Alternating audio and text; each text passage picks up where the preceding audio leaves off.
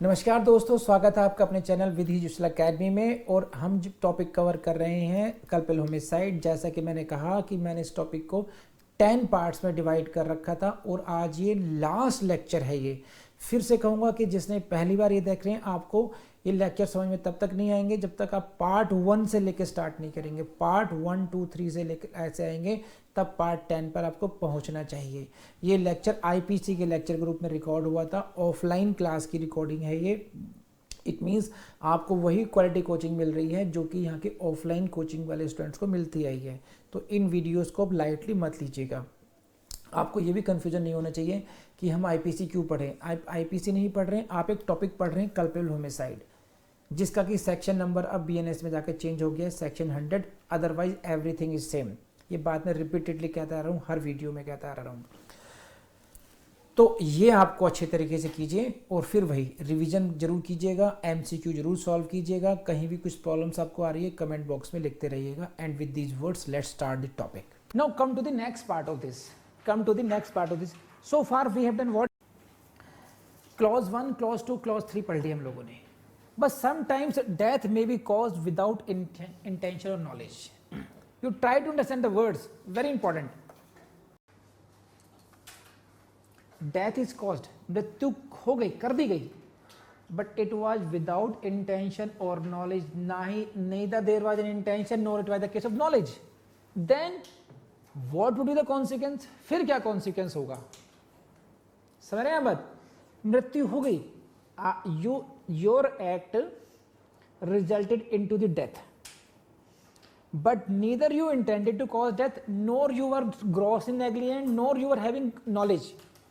Then what would be the consequence? Consequence may be the grievous hurt or simple hurt in this case. तो please याद कर लीजिए वो scene. Munna भाई देखी फिल्म आप लोगों ने? उसमें एक सीन था कि आप डॉक्टर क्यों बनना चाहते हो, है ना? तो हर एक स्टूडेंट ने अपने अपने तरीके से जवाब का आंसर दिया कि मैं समाज की सेवा करना चाहता हूँ, मैं ये करना चाहता हूँ। तो जो उनका वहाँ पर टीचर है, वो है ना, मिस्टर बुमानी, वो क्या कहता है कि डोंट स्वे away with the your emotions. भावनाओं में बहने की जरूरत नहीं है यहाँ पर। ऐसे ही आईपीसी में जब आप कोई प्रॉब्लम सॉल्व करेंगे तो भावनाओं में नहीं बहेंगे। आप उसको पूरा साइंटिफिक तरीके से देखेंगे कि ये नहीं है कि किसी की डेथ होगी तो कल्पित होमिसाइड ही होगा। No, even if the death is caused, है ना, तो this may be the case of grievous hurt or this may be the case of simple hurt as well. It is not as if कि मृत्यु हो गई तो कल्पित homicide तो होगा ही होगा। सही है? जैसे इमोशंस की बताता हूँ, बड़ा फनी है। इंदिरा गांधी की डेथ हुई जब, और उसके बाद में इलेक्शन हुए, तो उस समय मैं भी गाँव में रहता था। तो गाँव की महिलाओं का व्यू बता रहा हूँ आपको, वोटिंग का व्यू। अब राजीव गांधी के किसे वोट दोगी ताई? भैया बिन मैया के वोट देंगे हम तो। कुछ नहीं सोचना, क्योंकि राजीव गांधी की मदर की डेथ हो गई है, बिन मैया का हो गया है वो, हम तो भैया बिन मैया के देंगे। देखो भगवान ने उसकी मैया ले ली, हमारा वोट तो सही जाएगा। तो आउट ऑफ इमोशंस, बट वो वोटिंग है। यहाँ पर एग्जामिनर को इमोशंस नहीं आएंगे, ध्यान रखना। एग्जामिनर कोई इमोशनली रिएक्ट नहीं करेगा, वो देखेगा तुमने माइंड अप्लाई किया है नहीं किया, बस। सही है? तो बच्चे की डेथ हो या बुढ़िया की डेथ हो, यू अप्लाई योर माइंड कि whether all the ingredients of section 299 are met और नॉट। जो शर्तें हैं, जो कंडीशन है 299, वो पूरी हो रही हैं या नहीं हो रही। अभी हम देखेंगे, बड़े इंटरेस्टिंग है। देखो क्या क्या है। से Chaturnatha, highly important case again, very important. क्या नाम है? चतुर। तो ध्यान रखना, चतुर। समझे? In the course of an altercation between A and C on a dark night, the A aimed a blow with his stick at the head of the C. देखिए महाराज, emotions पे काबू रखिएगा। An altercation between A and C, A और B के, सी के बीच में, ए and सी, इनके बीच में एक विवाद है, झगड़ा हो रहा है, वर्बल अल्टरकेशन। सही है? वाद विवाद हो रहा है। Got it? नाउ कैसी नाइट है? डार्क नाइट है. These are the circumstances of the case. See please मैं आपको कह रहा हूं गो एकदम साइंटिफिकली डिवाइड किया कीजिए. मैंने आपको दो चीज हिंट दी, act of the accused and circumstances of the case. तो you try to see all the cases in this perspective only. What is the act of the case, act of the accused and what are the circumstances. ये अंधेरी रात है, dark night. क्या scene है?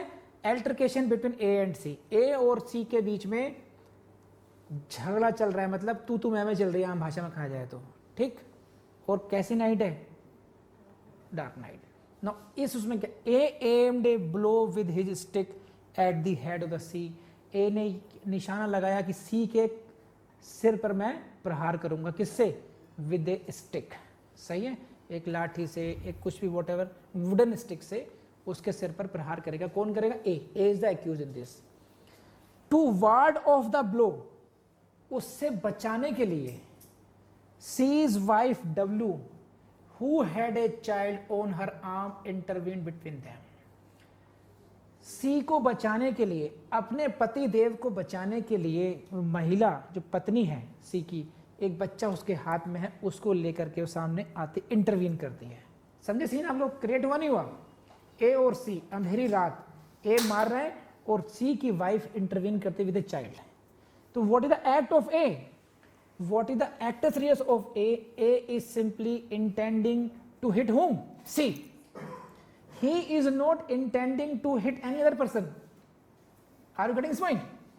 उसकी intention क्या है? Aim क्या है? To hit upon the head of the C in that dark night. Don't forget this. To ward off the blow, C's wife W, who had a child on her arm, intervened between them. Blow missed its aim. जिसको मारना था, M था, वो तो miss हो गया. And fail upon the head of the child, और बच्चे के सिर पर वो ब्लो लग गया. तो the stick was aimed to hit at the C's head of C, but ultimately it fell upon the head of the child. Okay, on the head of the child, causing severe injuries due to which the child died. Now you see in this case who died? Child died. Why? Because the mother of that child intervened in that. You got it? तो you act of the accused and the circumstances of the case समझ में आया आपको? Now in this case, किसका नाम? चतुर्नथा.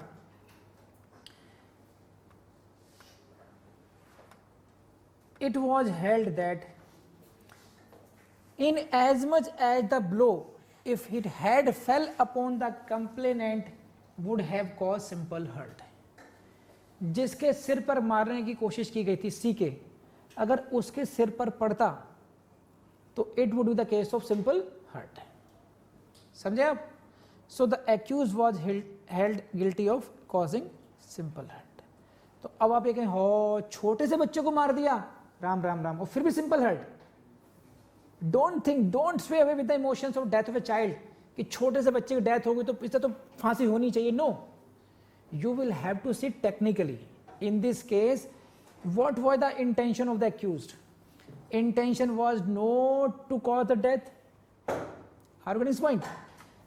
उसका जो actus reus था, that could result only in the simple hurt to the person upon whom it had hit. अगर C को hit किया होता तो उसको केवल क्या होता? Simple hurt हुई होती. ये तो intervening factors की वजह से बच्चा सामने आ गया, तो whatever the consequence, as accused, my responsibility will be fixed by my intentions, my mental element, my mens rea and the actus reus. Are you getting this point? तो ध्यान रखना चतुर्नथा. This case has been asked so many times in your exam. तो it is the case of simple hurt. कर लेंगे? Please raise hand अगर बात समझ में आ गई तो. चतुर्नथा. Thank you. बढ़िया, आगे को. Next case, very important. In a case, B struck violent blows on the head and shoulder of a woman. There is difference now in case. Similarly है, थोड़ी similarity है, but difference काफी है. In a case, B struck violent blows on the head and shoulders of a woman.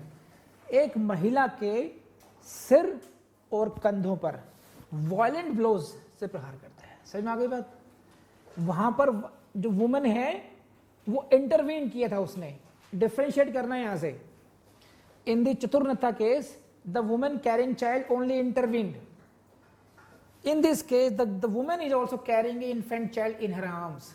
But here the accused is hitting that woman itself, who is carrying a child. Difference समझ रहे हैं? चतुर्नथा से difference कर पा रहे हैं? One of the blows fell on the child and killed it. एक घूंसा उस बच्चे के भी पड़ा और वो बेचारा मर गया.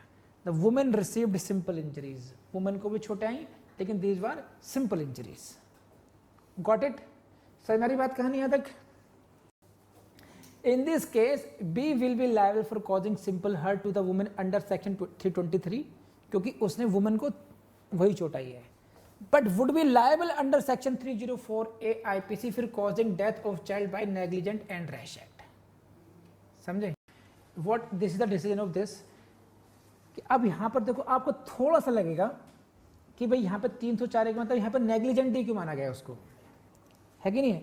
अब देखिए यहाँ पर आपकी, मेरी और किसी भी जज साहब का डिफरेंट पर्सपेक्टिव हो सकता है. कुछ केसेस ऐसे हैं जो डिसाइडेड हैं कोर्ट के द्वारा, you will go by that line only. लेकिन मैं अगेन कह रहा हूँ, ऑन रिकॉर्ड कह रहा हूँ, this is electronic record now.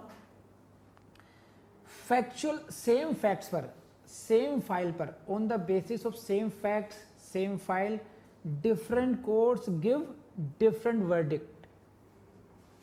Trial court is acquitting the accused. On the same file, High Court convicts, and again Supreme Court acquits. So different courts may have different perspective of different circumstances. Conclusion never becomes the law. These are the principles which become law. ये वो सिद्धांत हैं जो आगे जाके कानून बनते हैं, ना कि एक्चुअल डिसीजन. आप ऐसा नहीं कह सकते कि इसमें ये हुआ था तो इसकी कार्बन कॉपी दूसरा केस हुआ, इसमें भी ऐसा होगा. The basic principle is what कि you will have to see what was the intention, what was the knowledge, whether he was grossing negligent और not. You can decide like that.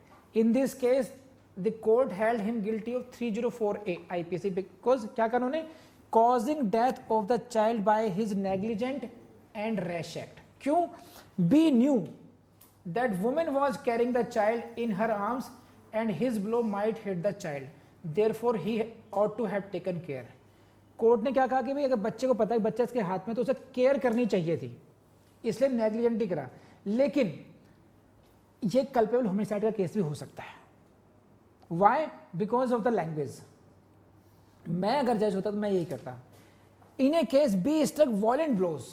आप धुआंधार तरीके से, वायलेंट तरीके से घूंसे मार रहे हैं, आपको पता है किसे मार रहे हैं आप एक बच्चे को मार, एक वुमेन को मार रहे हैं, जबकि इसको पता है, आपको पता, you know it. If you knew it the women is carrying a child and you are so violent, in that case even the knowledge can be presume कि भाई मेरे अगर इसी प्रहार अगर बच्चे पड़ गया तो डेथ भी हो सकती है. तो ग्रॉस नेग्लिजेंस में amount to knowledge and you can help. तो even if you write the second answer but justify it. whenever you write in your mains, you justify your answer कि why you are saying this is the case of culpable homicide, why you are saying this is the case of murder, why you are saying that this is the death by negligent act. If you justify your answer, you will get very good marks. Don't say he committed this, उसने ऐसा किया. बस court भी, higher court भी देखते हैं कि lower court ने एप्लीकेशन ऑफ माइंड दिखाया है या नहीं है. कर लेंगे आप लोग, बढ़े आगे को. चलिए, see this Fox, case of Fox, very important again. नाम से पूछा जाता है. Accused dissatisfied and irritated by the lazy manner in which a पंखा कुली was managing a पंखा. ऐसा मान लीजिए हमारे अनुराग भाई साहब हैं, इन्होंने एक व्यक्ति को हायर किया, शिवम को, कि तक मैं सो रहा हूँ. तो पहले ज़माने में ऐसे चलता था, वो पंखा कुली था वो, कि वो डोर हिलाता रहेगा और पंखा चलता रहेगा हवा के लिए. पंखा कुली समझ रहे हैं? आप देखा होगा पुरानी फिल्मों में, अंग्रेजों के ज़माने की में, है ना. अब जो शिवम है ये, accused dissatisfied and irritated by the lazy manner, हल्का हल्का घुमा रहा था. उसे आया गुस्सा की हवा नहीं आ रही मेरे पर. कुली was managing a pankha, went up to him and struck him a few blows. 2-4 घूंसे रख दिए कि चलाएगा नहीं चलाएगा पंखा ढंग से. The coolie who was suffering from disease spleen died from the injury. उसी से मर गया वो बेचारा. वो the accused was held guilty of causing hurt. Because in this case गुस्सा आया, किस बात पे गुस्सा आया कि भाई पंखा नहीं, काम ढंग से नहीं करो, लेजी लेजी बैठे हो, है कि नहीं है। जैसे मान लो मुझे गुस्सा आ जाए यहाँ पर, एक इंसान ऐसा फैल के बैठता है पूरी उस पर, वो बार बार मुझे जगाना पड़ता है सीधा बैठ। अब किस दिन समझ में आ जाए मुझे, मैं 2-4 घूंसे लगा दूं उसके, है ना, और फिर कॉन्सिक्वेंस ये हो जाए तो क्या होगा, वो I was neither intending to cause death, nor I was intending to cause such bodily injury as is like to cause death, और ना ही मुझे पता कि कितने रोग पाल रखे हैं इसने अंदर कि घूंसे से सफा हो जाएगा, है कि नहीं है। तो इसलिए मेरी हेड कॉन्सिक्वेंस क्या था, हर्ट करना, घूंसे मारना हर्ट, है ना। तो accused was held guilty of causing hurt. Again इस केस में डेथ तो हुई, हम लोग कैसे केस पढ़ रहे हैं, डेथ तो हो रही है, but I was neither intending nor knowing of this, therefore punishment hurt का हुआ, सिंपल हर्ट के लिए हुआ है। कर लेंगे आप। So I have given you few cases also in that, you please read them now. So this is all about for this culpable homicide over from my side. इसमें लास्ट सजेशन मेरा आपको ये है, जैसे को तैयार करना चाहिए, because this topic is very important for your prelims, very important for your mains. और आपने LLB एग्जाम में भी देख लिया होगा, मेरे ख्याल से hardly there can be air, हर साल एक क्वेश्चन आपके LLB में मिलता होगा, कपिल होमिसाइड मर्डर में डिफरेंस, है कि नहीं है। तो this topic is very important. So आप कैसे करेंगे तैयार इसको, you should remember the section 290 verbatim, means verbatim from one word to last word, even you should remember the illustrations first.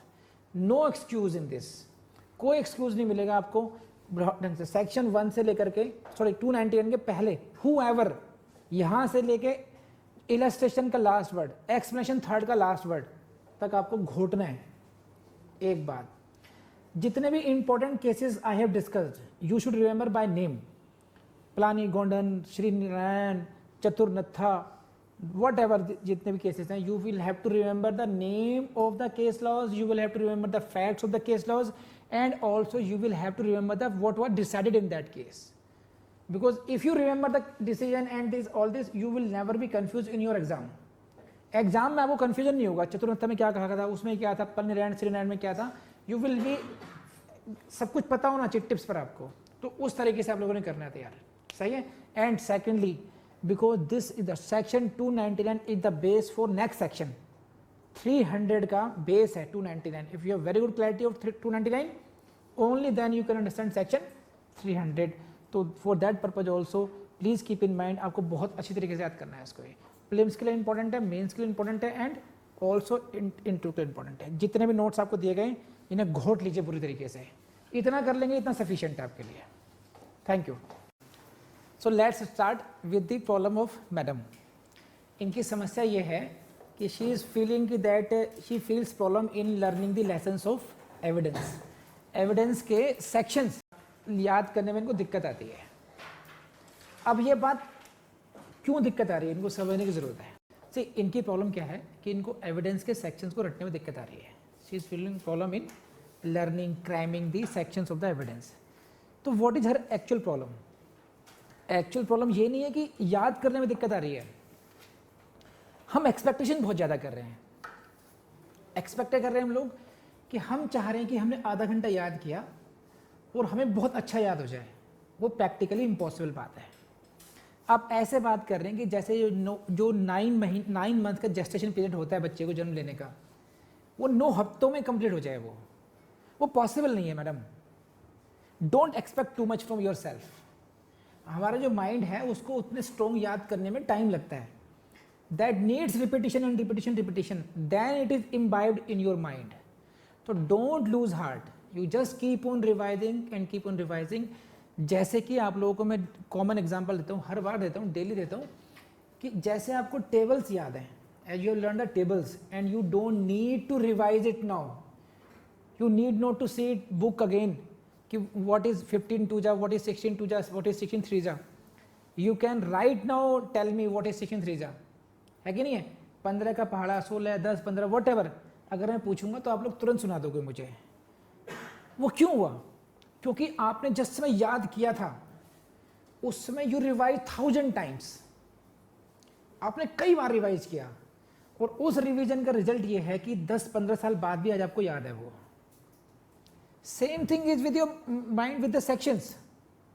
तो प्रॉब्लम ये है कि हम लोग उतना टाइम देना ही नहीं चाहते इसको। हमें लगता है कि 10-5 मिनट में याद करा और ये हमेशा के लिए फिक्स हो जाए। तो please give time to yourself. एक बार याद करने के बाद you keep on revising while you are doing anything, while you are sitting idle, while you are traveling, always keep on revising in your mind, and a time will come when you will not need to see the books for that. आपको किताब में देखने की जरूरत ही नहीं पड़ेगी। Second interesting बात, she is making notes and everyone makes notes, even I use to make notes. Notes बनाने चाहिए। और उन्होंने एक लाइन बड़ी खतरनाक बोल गई जिसकी वजह से मुझे समझाना पड़ रहा है आपको कि सर मैं नोट्स इसलिए बना रही हूं कि जब एग्जाम आएगा तो मैं कर पाऊं उसको। This is the same thing जो हम लोग रूटीन में पढ़ते आ रहे हैं और जो अपनी पंचवर्षीय योजना जिनकी बन चुकी है, पंचवर्षीय छोड़ो 10 वर्षीय योजना बन गई है जिनकी, उनका सेम पैटर्न है पढ़ने का। हमें कुछ अलग करना पड़ेगा। अगर हमें एक बार में सिलेक्शन लेना है जुडिशरी में, we will have to do something different. And what is that different? Try to understand that. Simple बात है, जैसे एक ट्रक के टायर को आप उठा नहीं सकते हो, 5-6 सारे स्टूडेंट लग जाएंगे तब भी आप उसको नहीं उठा पाएंगे अगर पंक्चर हो जाए तो। लेकिन एक जैक लगा देंगे तो इसके एक छोटा सा छोटू पतला दुबला वो भी उठा सकता है। Even a lean thin man can lift that with the help of jack. Tyre can be lifted with the, है कि नहीं है? तो what is jack? Jack is a trick. Jack basically is a trick to lift the tyre of a truck. The work of the act of lifting that tire seems to be impossible. वो असंभव लगेगा, but that can be made possible with the help of trick. Same thing is with your selection. It seems to be impossible for you to get the selection in the very first attempt, but that can be made possible with the help of tricks. Selection in the very first attempt is possible with the help of tricks. This is what I am telling to you. Then what are the tricks? We will have to prepare differently. And what is the difference then? Stop making your notes in the way you are making it right now. I am not saying don't make notes. Make notes, but after making notes, try to keep it in a locker. Locker is your mind in this case. Don't keep it in your books only, your notebooks only. You made notes and you are keeping them aside. Now I will use it at that time. It is like that you are depositing bit by bit and you will use the money in the marriage of your daughter. समझे? And or you are investing in the stock market that you will sell all the stocks at the time of marriage, my marriage or your marriage of your daughter, whatever, and at that time stock market crashed. आपने सोचा कुछ और, बूंद बूंद करके पैसा भरा, है कि नहीं है? कि ये सोचे कि जब जरूरत पड़ेगी इमरजेंसी में तब मैं यूज कर लूंगा उसको। Organise mind. लेकिन जब जरूरत पड़ी तब वो मार्केट ही क्रैश कर गई, आप यूज नहीं कर पा रहे उसको। Same thing is with you. You guys make notes 4 page 5 page daily. You keep on piling it, इकट्ठा करते रहेंगे। क्या सोचेंगे कि एग्जाम टाइम में हम इस्तेमाल कर लेंगे आप लोग, है ना? ऐसा ही सब लोग करते हैं। सभी लोग उस टायर को, ट्रक के टायर को ऐसे ही उठा रहे हैं। ये वही है। तो हमें डिफरेंस क्या गया? हमारा जैक कहां गया? ट्रिक कहां गई? वो ट्रिक इज दिस। आपको लिख के याद होता है, वेरी गुड, आप लिखिए, नोट्स बनाइए, लेकिन try to remember, learn it then and there. उसको दिमाग में इतनी बार याद कीजिए, बार बार कि मैं ये 6 महीने बाद I will not read these notes from books. Notebook से पढ़ना ही नहीं है मैंने। Everything is in your mind now. ऐसे मान लीजिए, इतना डरिए अपने आप से कि 6 महीने बाद प्रलय आने वाली है, सारी किताबें कॉपियां खो जाएंगी, सब कुछ खत्म हो जाएगा, तब भी मैं कैसे पढ़ूंगा? वो नोट्स, वो बुक्स, वो सेक्शन सब तुम्हारे दिमाग में होने चाहिए। यहां से तो कुछ लेके जाएगा नहीं कोई। Everything is in your mind now and it can be done only through repeated revisions. If you do it and you know it, whatever you have read, ABCD आप लोगों को आज भी याद है? You are using it. Why? Because इतनी बार लिखा हम लोगों ने, हजारों बार, A for apple, whatever. कभी पढ़ते हैं दोबारा? We are using it now. तो please you, whatever you are learning in sections, don't see कि हमने एक बार पढ़ लिया। Try to be revise it 1000 times. You should be comfortable in your exam as if you are today. कल अगर exam है तो जैसे कंफर्ट आज है वैसे ही उस दिन भी होनी चाहिए। Don't postpone your stress level to that fateful day कि उसी दिन सब कुछ निकालेंगे, क्योंकि ऐसा ही सब लोग कर रहे हैं। जिनकी 5 ईयर प्रोग्राम बन गया है ना, पंचवर्षीय योजनाएं जिनकी बनी है, they are doing the same thing, they keep on postponing the revision. अब मैंने पढ़ लिया, समझ लिया, किताब नंबर 1 2 3 बहुत बढ़िया नोट्स, अब मैं टॉप करूंगा। और जब एग्जाम आएगा वो सारा पढ़ नहीं पाएंगे और 2 3 4 केवल मिस्टेक्स होंगी and you are out of the race. Prelim से ही बाहर आ जाएंगे, छोटी छोटी बात में कंफ्यूजन होगा एग्जाम में और अब बाहर आएंगे वहां से। इसका सीधा तरीका ये है 2 hours revision, minimum 2 hours. If you can raise it to 3 hours 4 hours you can do it. 3 से 4 घंटे कर दीजिए, 2 से कम में बताइए आप। 2 घंटा केवल और केवल रिविजन। नोट्स मैंने बना के दे दिए, तो कोशिश आपने यही करनी है कि इन नोट्स को बिना पढ़े भी सब कुछ आपके दिमाग में होना चाहिए। जैसे लैपटॉप है, वो गूगल पर डालेंगे फटाफट, कैपिटल में साइड पेजेस सब। अपने माइंड को कमांड दीजिए, सेक्शन नंबर दिस, तुरंत। जैसे आपको नंबर याद हो गए हैं, अब आई एम फीलिंग कि 1 2 लेकर के आपकी सारी हेडिंग जितनी है 75 तक वो टिप्स पर आ चुकी। क्यों टिप्स पर है? क्योंकि आप लोगों ने उसको रिवाइज किया है। अगर आप रिवाइज करते रहेंगे आप, तो फिर वो दिक्कत खत्म हो जाएगी, हमेशा के लिए बढ़िया हो गया। तो whether it is the evidence और it is the TPA CRPC, कोई सी बुक हो, उसका एक ही फॉर्मूला है, और रिवीजन एंड रिवीजन। और अपने को टाइम दीजिए। मतलब ये मत समझिए कि आधा घंटा याद कर लिया तो कल को मैं फिर भूल गया। उसे तब तक मैडम याद करते रहिए बस, जब तक कि आपको इतना अच्छा ना हो जाए। मैं एग्जांपल देता हूँ हमेशा, जैसे टोटी, आप लोग पानी की टैप खोलेंगे, है ना, तो तब तक वो पानी बहता रहेगा जब तक कि टंकी खाली नहीं हो जाएगी, है कि नहीं? इसी तरीके से आपकी ज्ञान नॉलेज है। Once you start writing, once you start telling to someone कि दीज आर द सेक्शंस, आप from the beginning to end you will not stop. और टिप टिप टिप ऐसा नहीं करेंगे, वो क्या था, ये था, वो था, दिस दैट था, वैसा नहीं करेंगे। जैसे आज इन्होंने बताया मुझे, आई आस्क्ड हिम 1 सेक्शन, तो he took liberty, sir I can't tell you in exact language but I can tell you section. Okay, even he could not tell me that. सब तब भी नहीं कर पाए, क्यों? क्योंकि प्रैक्टिस ही नहीं करी। तो इसीलिए मैडम आपकी समस्या का हल, और मैडम आपकी समस्याओं का हल, समस्या नहीं है, समस्याओं को जन्म देने मत दीजिए। Make notes but use those notes at present only, don't postpone the use of this. हम लोग ये गलती करते हैं कि नोट्स बनाते चले जाएंगे और ये सोचते हैं कि हम लोग यूज़ करेंगे एग्ज़ाम टाइम में। वो जो उतनी भी गलती करते हैं वो लोग हमेशा हर एग्ज़ाम में फेल हो करके आते हैं। बस इतना समझ लीजिए।